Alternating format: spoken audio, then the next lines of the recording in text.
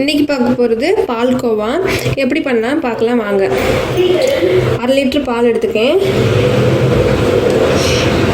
Full cream பால் எடுத்துக்கோங்க, அப்போ தான் பால்கோவா நல்லா வரும்.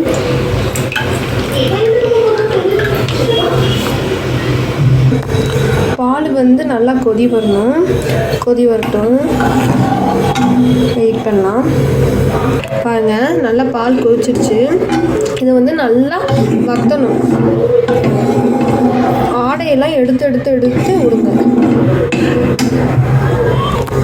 பால்கோவா செய்யறதுக்கு கொஞ்சம் டைம் எடுக்கும். பாருங்க, பால் நல்லா கொதிச்சு வந்துருக்குது, கெட்டியாக ஆரம்பிச்சிருச்சு. 1/2 லிட்டர் ஊற்றினா இப்போ 1/4 லிட்டர் அளவுக்கு இருக்குது. இந்த டைமில் நம்ம சர்க்கரையை ஆட் பண்ணிக்கலாம்.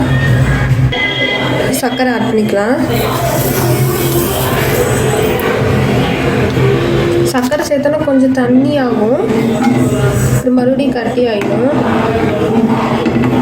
நல்லா கலந்து விட்டுட்டே இருங்க. இந்த ஆடையெல்லாம் எடுத்து விடுங்க.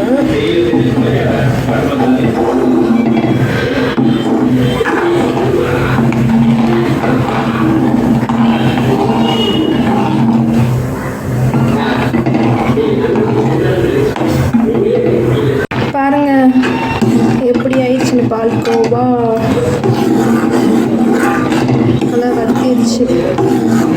இன்னும் கொஞ்சம் தண்ணி இருக்கு, இன்னும் சுண்டணும். நம்ம இந்த டைமில் நெய் ஊற்றிக்கலாம். நெய் 1 டீஸ்பூன் நெய் ஊற்றிக்கலாம். நெய் ஊற்றிக்கோங்க கொஞ்சமாக.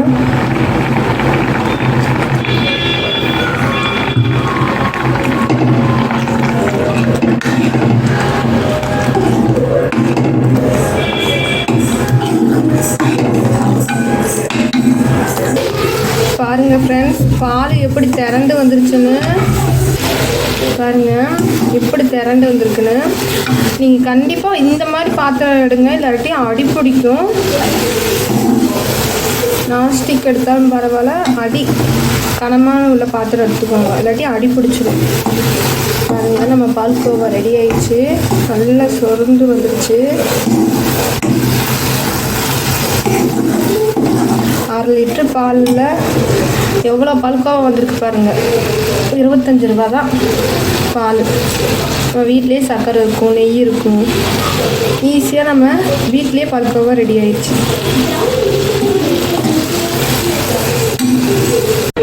பாருங்கள் ஃப்ரெண்ட்ஸ், நம்ம பால்கோவா ரெடி. மேலே அழகுக்காக நான் பாதாமும் பிஸ்தாவும் கட் பண்ணி போட்டிருக்கேன். டேஸ்ட்டு செமையாக இருக்குது. கண்டிப்பாக ட்ரை பண்ணி பாருங்கள், சூப்பராக இருக்கும்.